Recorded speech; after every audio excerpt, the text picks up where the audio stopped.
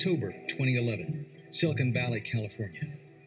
In the Oasis Bar in Menlo Park, the post-lunch crowd is settling in for the afternoon. On a table near the back, a nervous young man in a hoodie gnaws his fingernails. His tech startup is broke, and he's running out of people to tap for funding. He glances at the beer pitcher and 3 empty glasses on the table, and then back at the room. It's full of young men who are also wearing the tech worker uniform of hoodies, jeans, and sneakers. He hopes none of them work for Facebook. The door's open. His guests are here, and everyone here recognizes them. Tyler and Cameron Winklevoss, 2 towering, broad-shouldered, identical twins that look like the offspring of Zeus. They're the Olympic rowers who claimed Mark Zuckerberg stole the idea for Facebook from them, sued, and got a $65 million payoff. The startup founder forces a smile as the twins approach. Everyone's looking to see who's consorting with the Winklevoss twins. Hey guys, want a beer? Sure. The startup founder pours out the beers. Then, as Cameron reaches for his glass, the entrepreneur cuts to the chase. Listen guys, I'm sorry, but I cannot accept your money. Tyler frowns. What? We just flew in from New York to do a deal with you. We're about to give you $1 million. The entrepreneur shrinks into his chair. I know, but I just can't. This is happening a lot. The twins want to reinvent themselves as tech investors, but every time they near a deal with a promising Bay Area startup, it goes awry. Cameron leans forward. At least tell us why. You owe us that much. The entrepreneur levels with the twins. Look, if it was my choice, I'd take your money. But my board won't let me. Why? Because you're like untouchables, okay? No one here wants to piss off Zuckerberg. He hates you guys. The twins thought they could put Facebook behind them. They thought wrong. I'm sorry, truly. The entrepreneur abruptly heads for the exit, leaving the twins to seethe. The Winklevoss brothers are only 30, but they feel trapped, their lives reduced to a footnote in the Mark Zuckerberg story. They cannot accept that. But with Silicon Valley giving them the cold shoulder, it's clear they must find their future outside the Bay Area. And that's going to lead them to something else that the tech elite recoils from. Bitcoin. You'll get free ship. They craft their...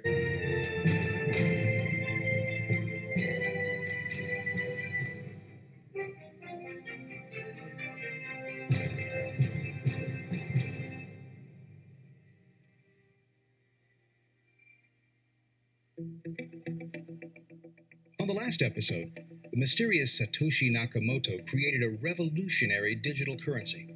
A criminal mastermind used Bitcoin to open an online drugs marketplace called Silk Road, but hackers raided the world's dominant Bitcoin exchange, Mt. Gox. Now, Bitcoin's biggest fan is trying to safeguard Bitcoin's future by reducing its dependence on Mt. Gox. This is Episode 2, The Untouchables. November 2011, Brooklyn. In his bedroom, Charlie Shrem checks his watch. It's almost 10 p.m. He can't believe Roger Ver, the Bitcoin Jesus, wants to talk to him. He's just a short 22-year-old living in his parents' basement. Shrem checks himself in the mirror. He's got short, black, curly hair, thick eyebrows, and a 5 o'clock shadow. He removes his glasses, puts them back on, and then tosses them aside. No glasses. Definitely no glasses. Shrem races to his computer to answer Ver's Skype call. Okay, Shrem, play it cool. Ver appears on the screen. Hey, Roger. Charlie, thanks for making time.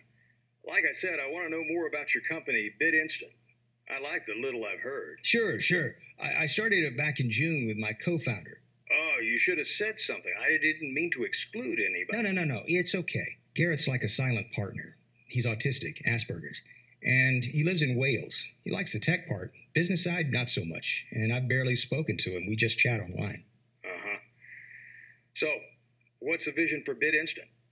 Right now, everyone trades at Mt. Gox, yeah? But it's a hassle. They're slow. The site's always falling over, and it's hard to use. Too hard for people who are new to Bitcoin or just curious about it. Totally. BitInstant deals with Mt. Gox, so you don't have to. See, we front the money to Mt. Gox, take a fee, and let people buy and get Bitcoins on the same day. We also work with Trust Cash to make it easier to pay. Trust Cash? What is Trust Cash? Trust Cash lets you go into thousands of stores like, Walgreens and pay cash for Trust Card credit. And then you can use that credit to buy Bitcoin on BitInstant. No waiting around for wire transfers. Our goal is to get Bitcoin in everyone's hands. I want BitInstant to be the Apple of Bitcoin, but right now money's tight. My mom gave me $10,000, but we need more to cover the cost of buying Bitcoin from Mt. Gox up front. Veer smiles. Well, I like you and what you're doing. I want to invest. How much for a 15% stake? Shrem didn't expect Veer to make an offer right away. He hasn't got a price in mind. Shrem figures, better go big or go home. $120,000. Done. Shrem is shocked. But Veer's on a mission. He wants to seed as many Bitcoin companies as he can so that Bitcoin's future no longer depends solely on Mt. Gox. And BitInstant fits the bill. But Veer's not the only one seeking investment opportunities.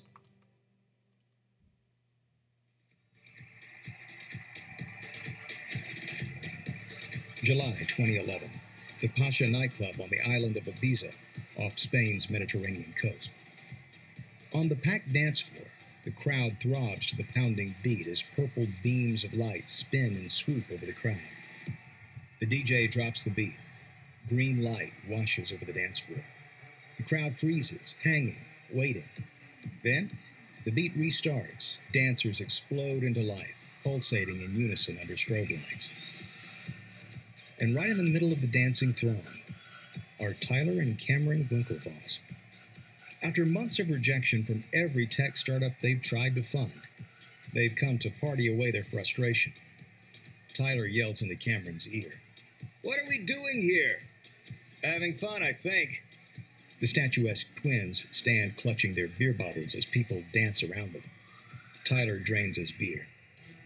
"I'm going to the bar. You coming?" "Lead the way." The pair squeeze through the heaving crowd, edging their way towards the bar. But just as they're about to escape the dance floor, someone grabs Tyler's arm. "You're the Winklevoss twins, aren't you?" Tyler turns to see a man with his shirt unbuttoned and sweat glistening off his shaven head. The twins are used to being recognized. Ever since they were depicted in the 2010 movie The Social Network, they've been famous. "Yes, that's us. Are you still looking for companies to invest in? Because if you are, I've got the opportunity you need." Tyler glances longingly at the bar. "Listen, I'm trying to enjoy myself here.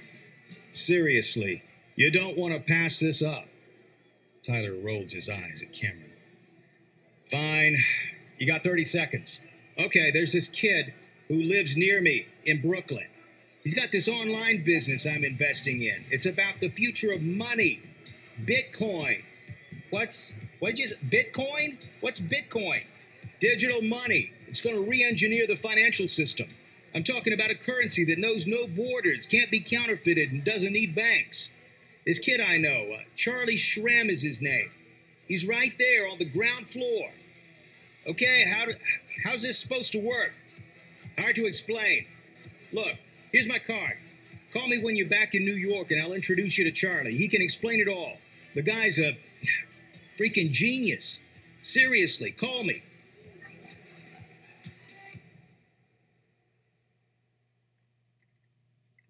August 2012, Manhattan. In BitInstant's cramped office overlooking West 23rd Street, the Winklevoss twins watch as Charlie Shrem pours another round of vodka shots. The crucial thing to understand about Bitcoin is that it's the first scarce digital asset, okay? Everything else online is endlessly copyable, but the supply of Bitcoin is finite. That scarcity gives Bitcoin value, just as scarcity makes gold valuable, okay? Only 21 million Bitcoins will ever be created, ever. Shrem raises his vodka shot. The twins shrug and do the same. L'chaim! Since their dance floor encounter, the twins have become intrigued by Bitcoin. So, they've come to size up BitInstant and its motor-mouth founder. Cameron tries to parse what Shrem's actually saying. But if there'll only be 21 million Bitcoins, there won't be enough for everyone, right? Bitcoins are divisible, just as dollars are divisible into cents. Every Bitcoin is made up of 100 million Satoshis. Tyler takes over the questioning. What stops me spending the same Bitcoin over and over? The blockchain. It's the tech behind Bitcoin, and it's real cool. It's an online record of every Bitcoin transaction. It's like a list of who gave Bitcoins to who and when. So, wait, is the blockchain just like a ledger? What's so special about that? It's more than just a ledger. Think of it like a long chain of Lego blocks. Every block in the chain contains a bunch of transaction data. And every 10 minutes, a new block with the latest transaction data gets added on. Okay, right. But how does that stop me spending my Bitcoin twice? The computers on the Bitcoin network check every transaction using the data stored in the blockchain. If someone tries spending a Bitcoin they don't own, the network spots it. Okay, what if I change the data in the blockchain to say I still own my Bitcoin? You can't. You can't, because if you mess with the data in one block, that block will no longer connect with the blockchain. So remember I compared each block to being like a Lego? Yeah. Lego blocks lock together because they have the same shaped holes and studs. Mm-hmm. Well, unlike Lego, the connections on every block in the blockchain are unique. You can't just stick a block anywhere on the chain, okay? The connections on each block are shaped by the transaction data inside the block. And those connections only interlock with the exact block that came before it in the chain and the exact block that came straight after it. Tyler leans forward. So, if I go and change the transaction data in the block... Yeah, you change the connections on the block. And it can no longer connect to the blockchain. Wow, that is clever. Sort of makes it impossible to change the data in the blockchain.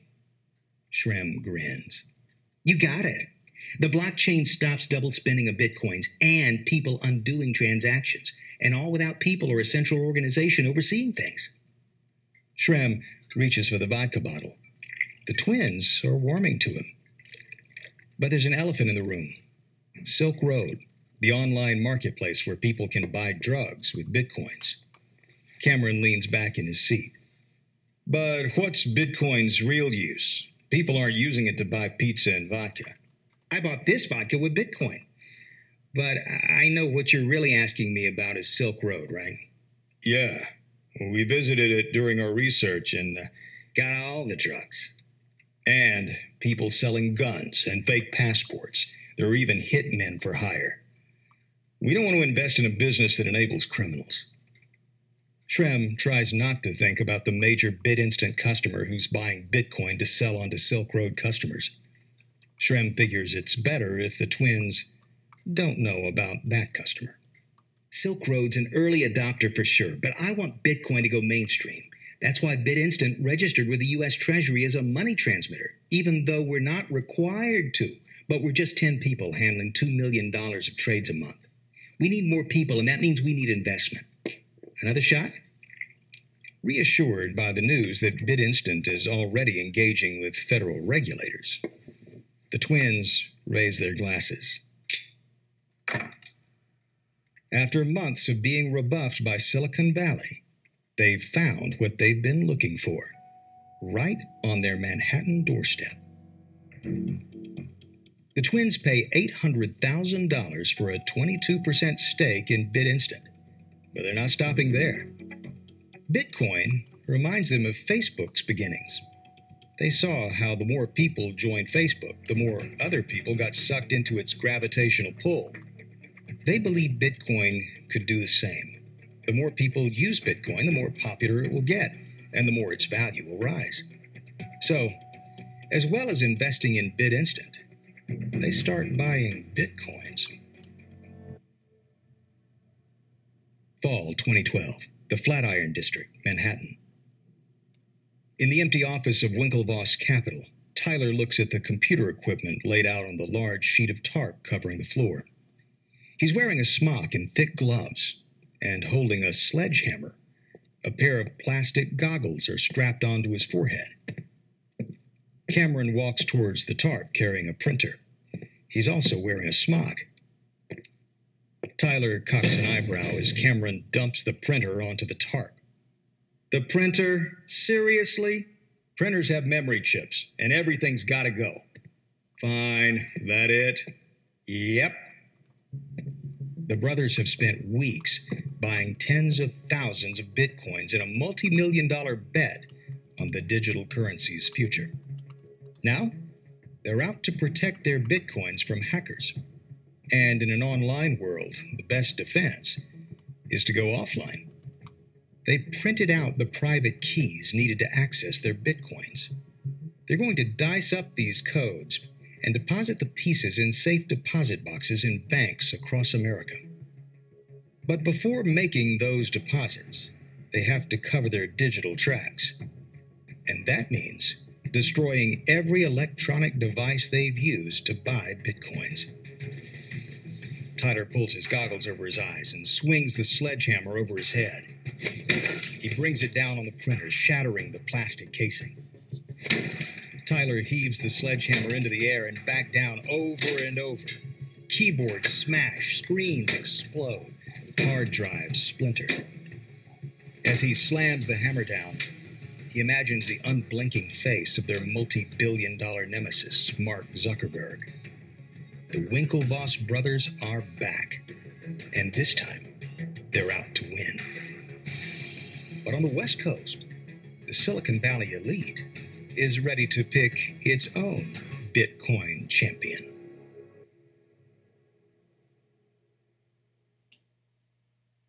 Making content is reality to whatever you're at me/beat medicine to cybersecurity $22 billion addressable market. Symptom help win the fastest growing coffee and sandwiches. Fred Ursum exits the Caltrain depot at 4th and King and heads to the Creamery, a squat wooden eatery selling coffee and sandwiches. A few months ago, Ursum quit Goldman Sachs and headed west, convinced that the future of finance lay in Bitcoin, not the button-down Wall Street set. He enters the Creamery and looks for the guy he's here to meet, Brian Armstrong. A bald, pale man waves at him. Brian? Yeah, you must be Fred. The two men connected on Reddit after Armstrong posted about needing a co-founder for his Bitcoin startup, Coinbase. Ursum liked the sound of Armstrong's plan to make Coinbase the simplest place to buy, sell, store, and send Bitcoin. Armstrong liked the sound of Ursum, the former Wall Street trader turned Bitcoin believer. Armstrong briefs Ursum on Coinbase's progress so far. The big break came this summer when I got accepted by Y Combinator. Y Combinator is the Silicon Valley startup school where companies like Dropbox and Airbnb began. Y Combinator helped me attract $600,000 of seed funding. Wait a minute, I thought Y Combinator insists on co-founders. It doesn't take single-founder operations. Yes, but my co-founder didn't work out. We disagreed about how to manage customers' private keys. It was a fundamental disagreement, and co-founding's like getting married. Y Combinator understood. I see. So what was the disagreement? Well, I wanted Coinbase to hold the private keys for customers' bitcoins. It's ridiculous that people who lose their private keys can never recover their bitcoins. And my co-founder disagreed. He felt holding private keys ran counter to the Bitcoin ethos of empowering people to control their own finances. I'm with you. Normal people don't want to deal with private keys and encrypted software wallets. That's what's wrong with Bitcoin right now. It's full of people on political crusades to tear down the financial system. I don't want to tear the system down. I want to bring it into the 21st century. Armstrong smiles. He's found his man. Ursum and Armstrong rent an apartment near the Creamery and turn it into an office. They pull 16-hour days to get Coinbase up and running. In October 2012, Coinbase launches, offering a simple website where Bitcoin can be bought and sold with a single click. Simplicity proves to be a compelling proposition. Within weeks, Coinbase is struggling to stop its site buckling from the growing number of users. Come January 2013, it's got 40,000 users who are buying and selling $1 million of Bitcoin a month, and Coinbase earns a 1% cut on every transaction. Then in March, an island 7,000 miles away plunges into a financial crisis. There's growing anger in Cyprus. Most ATMs are out of money and the banks are closed. People are trying to pull their money after the government announced a proposal to tax everyone's accounts up to 10%. The money would be taken from citizens to help bail out the country's troubled financial system. The grim news from Cyprus is a gift for Bitcoin. For Bitcoin advocates, Cyprus's bank raid is proof of why it's better to stash your wealth in Bitcoins that no government can touch. Interest in Bitcoin soars. For the first time, the value of all Bitcoins tops the $1 billion mark. Coinbase's rush of users becomes a stampede. By April, it has more than 100,000 users. But it's still BitInstant out in front. BitInstant now handles 35% of all Bitcoin purchases. Its CEO, Charlie Shrem, is now the toast of the Bitcoin world. He's swapped his parents' Brooklyn basement for the bright lights of Manhattan. He's even touring the world as an in-demand public speaker, spreading the gospel of cryptocurrency far and wide. But behind the scenes, things are falling apart. April 2013, Manhattan. Cameron and Tyler Winklevoss march Charlie Shrem out the doors and onto Lexington Avenue. Their faces are full of thunder. Cameron glares at Shrem as he props himself up against a window. "I've never been so embarrassed in my life." The trio have just met with one of the biggest venture capitalists in financial technology. It was a meeting the twins moved heaven and earth to get. But Shrem arrived late, stinking of booze and looking like last night's party never ended. Shrem looks up at the angry brothers. "Was it really that bad? You were unprepared. You looked high. You dodged every question he asked." Cameron stares at Shrem and wonders if this is all too much too soon. After all, Shrem is only 23. "You know, sometimes great founders don't make great CEOs. Shrem jerks upright. You want to fire me? From my own company? Roger Ver was right. You're a pair of suits. Why are you listening to Roger? He's a felon. The government has a vendetta against him because of his politics. I just think you need to spend less time with him. If you want this to work, you've got to clean up your act." Okay, I screwed up. I'm sorry, but I get it. I'll do better.